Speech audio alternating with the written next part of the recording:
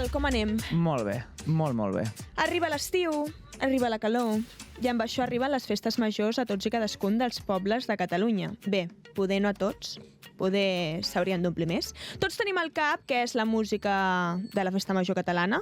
Ens venen al cap noms molt típics com xarango, buos, que ara en parlàvem, Tot el que ara, realment. tiets, figaflaues... Però avui parlarem una miqueta sobre com ha evolucionat tot plegat. La vida te da sorpresas, sorpresas te da la vida. Pedro Navaja, Manon Desquí. Uau. Estem escoltant l'Orquestra Plateria, que no sé si ho sabíeu, però a les festes majors abans catalanes hi actuaven les orquestres, i ara l'Orquestra Plateria va ser una de les més sol·licitades dels anys 70 en endavant. De fet, sorgeix com d'un concert improvisat amb amics a la Sala Celeste, el que avui en dia coneixem com Razmataz, que estava al carrer de la Plateria del Poble Nou, que aleshores es deia així, i tota aquesta penya el que feien era versionar mambos, boleros i xa-xa-xas, però amb un aire així com diferent i actualitzat, com més moderno, com més urbanita, com més... ja ens entenem, com més de liogàbal, no?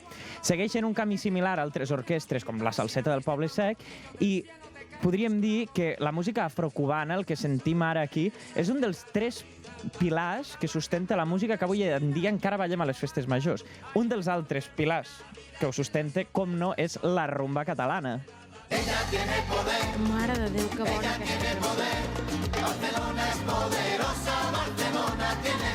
Su paseo de gracia. Heu de pensar que la comunitat gitana a Catalunya és molt grossa i arrel de molts viatges que es produïen a Colòmbia i Veneçuela, aquest so de la rumba va arribar a Catalunya, i sí que hi ha molt debat sobre on va néixer la rumba. La majoria de la gent diu, no, va néixer el Raval, no sé què, i el Pescaïlla i Peret... No ens enganyem. La rumba catalana, sabeu d'on surt? Com va néixer? A Lleida. La rumba catalana neix al casc antic de Lleida, al carrer Cavallers, amb gitanos carrinclons com lo Parrano, lo Marquès de Pota o lo Beethoven. Com ho saps, això, aviam? Perquè jo sóc de Lleida. De fet, et diré una cosa. El primer bolo que jo vaig cobrar de la meva vida van ser uns rumberos, entre els quals hi havia lo Beethoven, que em van convidar a tocar en un concert, i potser va durar 2 hores i mitja de rumba sense parar. O sigui, no paraven les cançons. Hi havia cançons que duraven 50 minuts. Era tot improvisació i anar fent versets i tot. Una cosa increïble. I la rumba catalana, com no una cosa tan arrelada, és un dels pilars també de la música que avui en dia ballem a les festes majors. I, de fet, hi ha una cosa que caracteritza i diferencia molt la rumba catalana de la resta de rumbes i d'estils, que és el ventilador, que és un moviment que es fa amb la mà quan es toca la guitarra, que fa que la guitarra no només sigui un instrument de corda, sinó que també sigui un instrument de percussió. Escoltem com ho explica el Sicus Carbonell de Sabor de Gràcia. Sempre té que haver-hi el ventilador. Què és això? És com fer una paella. Un la pot fer de verdures, l'altre de mar i muntanya, l'altre de marisc. Què és el que no pot faltar perquè sigui una paella? A l'arròs. Això és l'arròs. Cada cançó té un ventilador. Hi ha aquesta rumba i després hi ha aquesta. Mare meva, ho explica de forma M'encanta això. superdescriptiva. És increïble. És I a increïble. part de música d'origen llatí, la música festiva catalana té influència de la música europea i anglosaxona? També, i evidentment, tot això comença a arribar i es comença a notar molt a partir de tota l'època del rock català dels anys 80 i 90. Ningú m'ho ha demanat, però fa bon dia. Damunt els caps un sol ben insolent il·lumina descarat tot l'espectacle de la gent. Clar, heu de pensar que hi havia una quantitat de grups, des dels Pets que feien aquest pop quasi com dels Beatles fins al rock and roll, del Sopa de Cabra, la cosa més heavy de Sang Traït, la cosa així com més de balades pop vuitanteres del Sau. L'escena del rock català té un pes fonamental i és, podríem dir, el tercer i últim pilar que sustenta la música festiva catalana que ballem avui en dia. I tal com a Catalunya, a cada poble, hi ha grups de temes propis que actuen?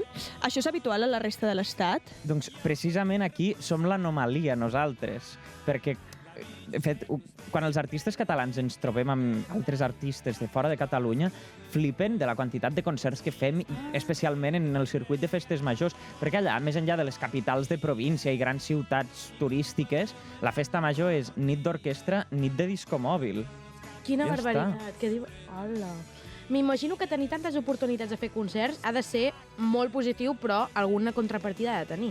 Clar, per una banda, et pots guanyar la vida bé de fer concerts a festa major, però alhora, tal com el públic està molt acostumat a veure't, després els teus concerts també et devaluen. Si et veuen gratis 80 cops Clar. a l'any, després com els convenceràs per pagar per una sala? Tu també has de ser capaç de trobar un valor afegit. I també implica també que si tu fas música que no és música festiva, a Catalunya és molt més difícil guanyar-te les garrofes. Al final, quins són els grans grups de Catalunya que cantin en català? Clar. Els que toquen al circuit de les festes majors. Clar. Tornant al fil de la història de la música festiva catalana, hem parlat dels 3 pilars que sostenen la música que hem escoltat nosaltres de festa major, la rumba, la patxanga i el rock. Tot això va passar entre els anys 70 i els 90. Sí. Què canvia amb el nou segle? Doncs clar, a partir dels anys 2000 tenim gent que ja s'ha criat, que durant la seva adolescència els seus referents musicals han sigut, doncs, Peret, els Pets o l'Orquestra Plateria. Per tant, comencen a néixer projectes que des del principi ja tenen la vocació de fer festa. Com, per exemple, a València passa això. Bueno,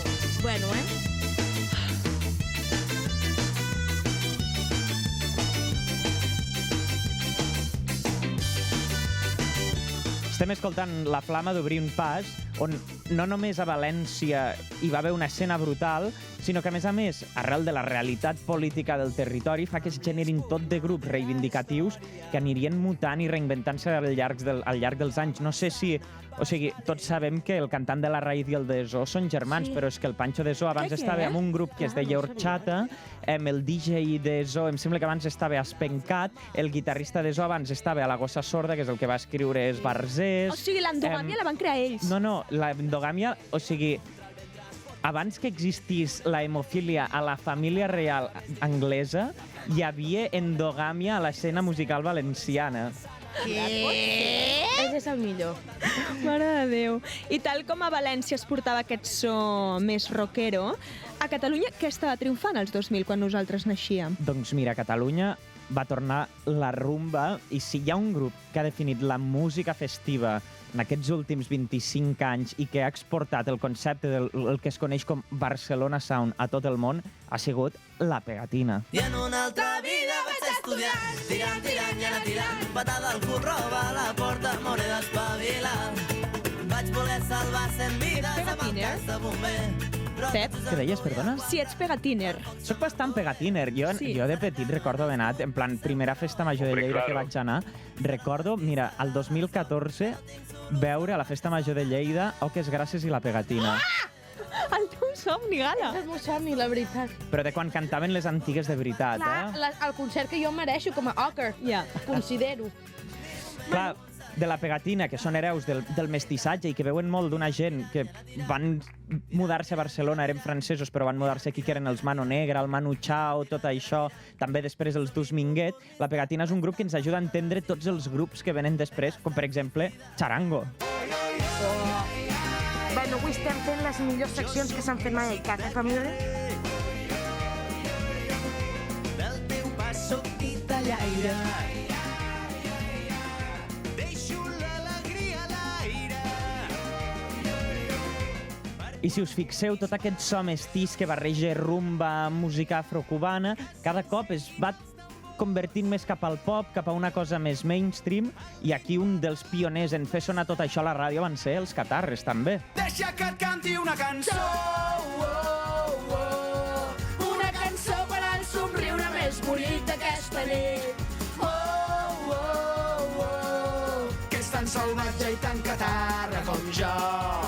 Inclús, cap a mitjans de la dècada dels 2010, comença a haver-hi molta influència dins del pop mainstream, de la música electrònica, de la música EDM, i aquí uns dels altres pioners, juntament amb Dr. Prats, en incorporar tot això, són els nostres estimats Búhos.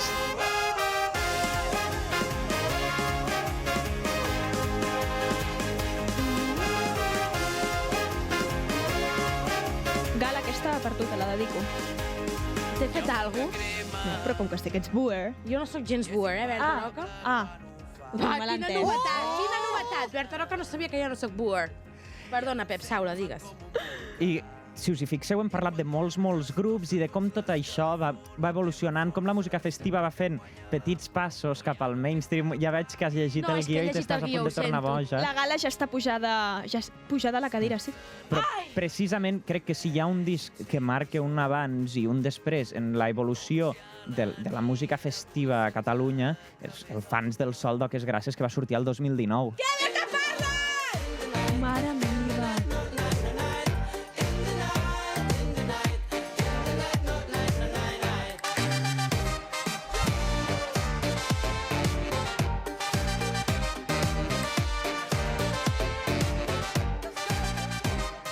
I aquesta és la pitjor que tenen, realment. És broma?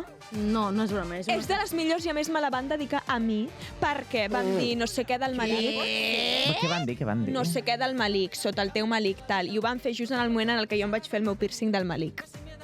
Bueno, està una mica agafat amb pinces, això, Per què? Mira, Perquè et penses que el centre del món és el teu Malik? Clar que sí. El Josep Montero, saps com va anar ahir a uns premis que es van celebrar a Barcelona? Com? Amb crocs i sudadera de tugells. I no és broma que jo això m'ho han dit avui. I com vaig jo avui? Amb crocs i de suadora de tugells. Som la mateixa persona. Ens han vist mai junts? Clarament no, perquè no tinc cap foto amb ell. Per tant, segurament sigui jo. En Josep Montero, si us voleu fer una foto amb mi, ja ho sabeu, família. Sí. Josep Montero, fes el favor de trucar ja al Loft.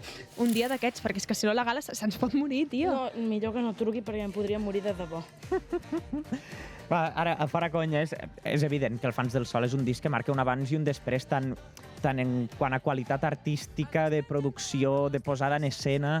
No sé si recordeu la gira del Fans del Sol, que portaven aquell sol gegant fins aleshores. Era impensable que en una festa major un grup es presentés amb una escenografia tan treballada i de tanta qualitat. I clar, poc després de tot això, aquí hem parlat de molts grups que són hereus del trompeteo, no? Tots tenien seccions d'events, però arriba la pandèmia, la gent està a casa avorrida, els xavals joves es descarreguen programes per a fer música. I TikTok. I llavors... És que no hi entenem TikTok. Sí, TikTok. I llavors apareix la banda del pati. De l'1 al què, Susana, aquesta nit.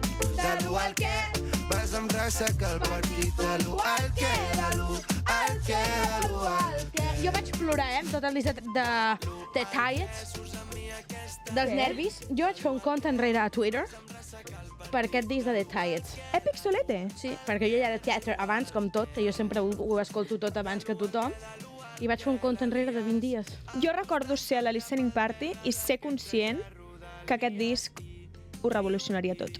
Bueno, ha sigut un altre disc que ha marcat un abans i un després, perquè sí que és veritat que hi ha molts pioners dins del món de la música urbana en català, vull dir, ens podem remuntar a Punk Gang, Crimen Passional, després 31, Flash i totes aquestes històries, i per bé que hi ha un so urbà més pur aquí, realment això, quan va passar al mainstream, és quan la penya va agafar la urbana i la va barrejar amb la música de festa major, perquè no ens enganyem, The Tiets o Figaflaues o tal, no deixen de ser una cinquena, sisena o sèptima reencarnació de l'orquestra Plateria.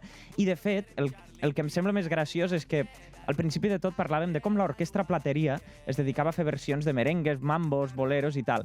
I la cançó de l'estiu de l'any passat no va ser més que un merengue portat a la música electrònica, que va ser La Marina està morena dels Figaflàutics. La Marina està morena, el Pampina fa una prena. Aquesta traducció del nom, Figaflàutics. aquesta adaptació, Figaflàutics, M'ha fet gràcia. Són niños. hi ha bon rotllo. Sí. Que incòmode aquest moment, família? No, a veure... Des del cotxe, incòmode.